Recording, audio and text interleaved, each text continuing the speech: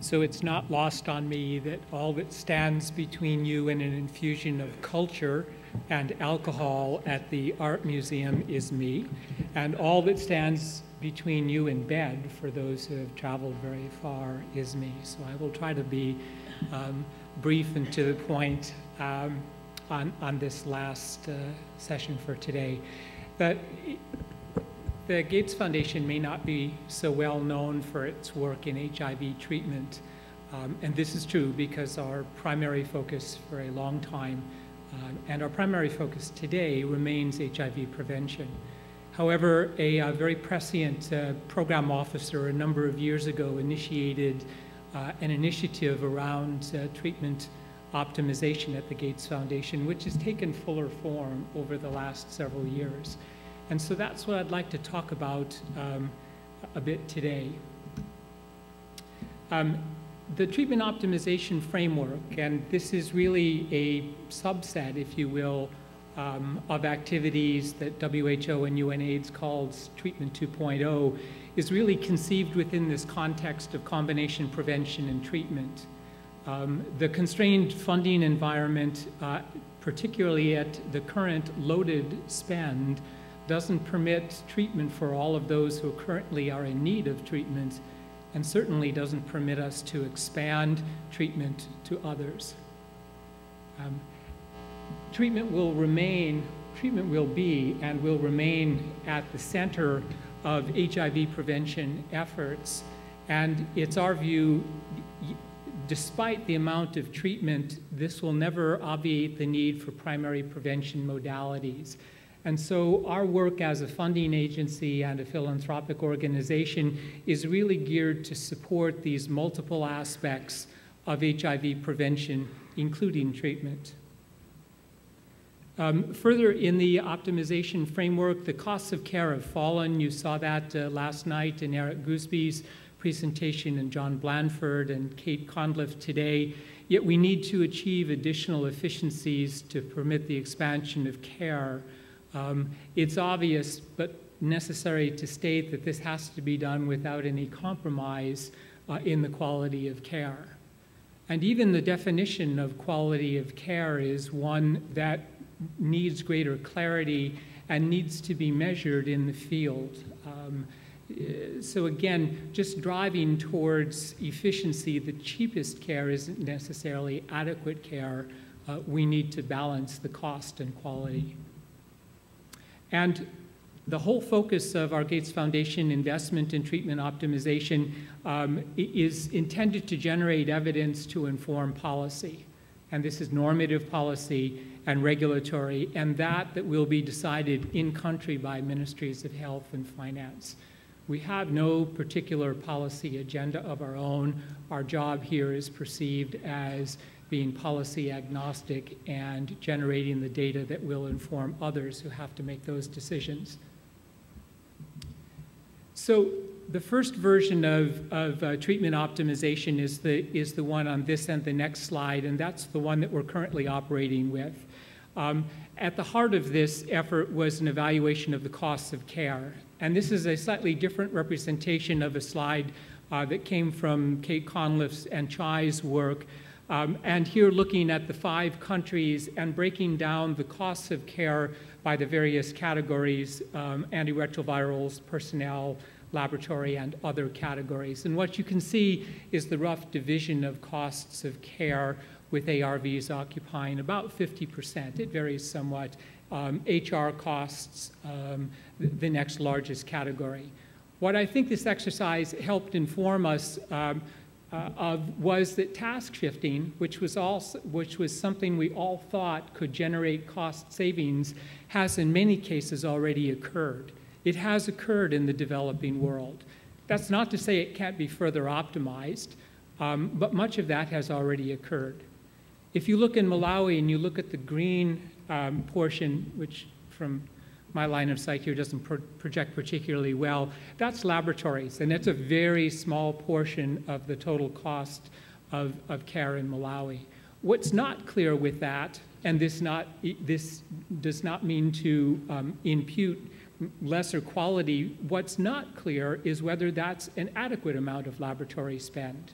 And this is part of the work that we must find out is in this country, among the poorest in Africa, with a very high burden and who has task shifted very successfully and driven the costs of care down to the lowest among these 5 countries that were studied, we need to determine that this is adequate care across all categories to become a best practice model. The current aspects of the version 1 of treatment optimization include substantial grant support to WHO, UNAIDS, CHAI, Pangea, and others. And this is built around 3 streams of work, which are the 3 bullet points: drug optimization, laboratory and diagnostics optimization, and optimization around systems of delivery. Taking those one at a time, just very briefly, the drug optimization really has 2 main categories designed to drive down the commodity costs. And this can be achieved in certain cases through chemical process, synthetic manufacturing processes, and formulation chemistry. And this is the work that CHAI has been leading with our grant and is directed in this current grant series at atazanavir, darunavir, and tenofovir. Dose optimization is also an opportunity to reduce commodity costs for certain drugs, not all drugs.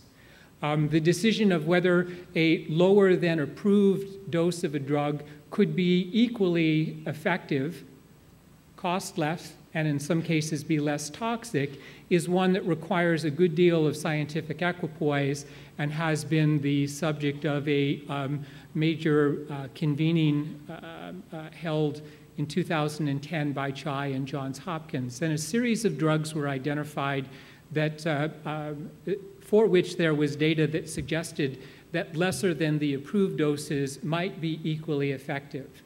3TC and lopinavir were studied in PK studies initially, and in both cases it was clear that, well, let me take them one at a time. In the case of 3TC, there was not bioequivalence of intracellular triphosphate, therefore dose reduction there would not make sense.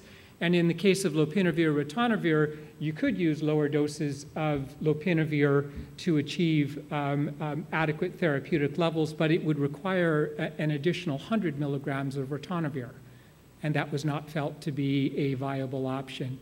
There are in-clinic studies currently with sidovudine in Cameroon looking at 400 twice daily versus the usual 600 twice daily. 200 twice daily versus 300 twice daily in Cameroon. A study that will launch next month in South Africa looking at 20 milligrams twice daily of D4T in blinded fashion versus tenofovir with a backbone of 3TC and efavirenz. There will also be a site in India and in Uganda for that study. And the now fully enrolled ENCORE 1 study that's looking at 400 milligrams of efavirenz versus 600 milligrams of efavirenz, again with a backbone, in this case of tenofovir and 3TC. Laboratory and diagnostics are a subject of optimization efforts that we support. Rapid tests, CD4, point of care, and viral load point of care are the focus of these activities. And in the systems of delivery, probably the least defined of these areas, but we've taken the approach that we want to focus more on the how it's done rather than the what. So version 2, and here's where I'll need some help, not necessarily to keep everybody in this room, but certainly during the remainder of the conference. What should version 2 of this look like? Well, clearly we have to continue the evaluation of the costs of care and focus now on those costs that exist above the facility. There's been lots of description of what facility level costs are, but there are a lot of dollars that are expended at above facility costs, and it's very important that we begin to understand what those costs are and how to drive efficiencies from that large bucket of money. Drug optimization. This is going to be something that we need to be creative about and think very broadly, looking at paradigms of treatment. One example might be induction maintenance, something that Diane Havler, if she's still in the room, knows very well, as do many of us long of tooth in this AIDS business. But our drugs are different, and our understanding of the biology and the pharmacology is substantially different, and this may be a concept that's worthy of revisiting. Long-acting drugs used in combination, rilpivirine, the ViiV Glaxo 744 compound, potentially others as well. Could these be combined as a form of long-acting treatment, as Carl Diefenbach spoke last night? Non-ARV approaches, including the use of broadly neutralizing antibodies, monoclonal antibodies, for treatment as well as prevention. And before everybody starts jumping up and down about this, there have been substantial technical improvements in monoclonal antibodies that have driven the costs down greatly and have improved the pharmacokinetics of these biologicals. And so this is not entirely out of reach and should be considered thinking in a transformative way for treatment. And manufacturing processes. I don't know if there are process chemists in the room. If so, you'll know immediately that I've hit my limit on understanding of this. But drugs have been historically produced in batch manufacturing methods, and there are much more efficient means of producing medications, not simply antiretrovirals, antimalarials, a whole slew of drugs using flow or continuous methods of production. They actually are much greener as well. Laboratory optimization, don't know what that means beyond the CD4 and viral load, self-testing, rapid tests. My colleague Christine Rousseau is in the room. She leads that area of this work. And further definition of the how around the systems of delivery. I was in Zambia last month and was in one of the tents for VCT, and a 7-8 month pregnant woman came in. She had just moved to the Lusaka area and was being tested. And they did the finger stick and did the rapid test and told her that she was HIV negative. But what they didn't think to do, nor have the capacity to do, was to take a capillary tube and make sure she wasn't anemic. Because this woman's greatest risk of death in the next 60 days was hemorrhage during childbirth. And these siloed systems that are very good perhaps for HIV and linkage to care, or testing and referral to an MC clinic for an HIV negative uncircumcised heterosexual man, but they're deeply siloed, and we have to embed HIV care within a larger context of public health. And finally, we look to do this through very central collaborations with the Division of AIDS, further work with CHI, WHO, and UNAIDS. And my last slide here is just to acknowledge that there's a whole team of us back in Seattle who are working on this treatment optimization efforts. And so I want to thank them, and I want to thank our grantees who are listed here.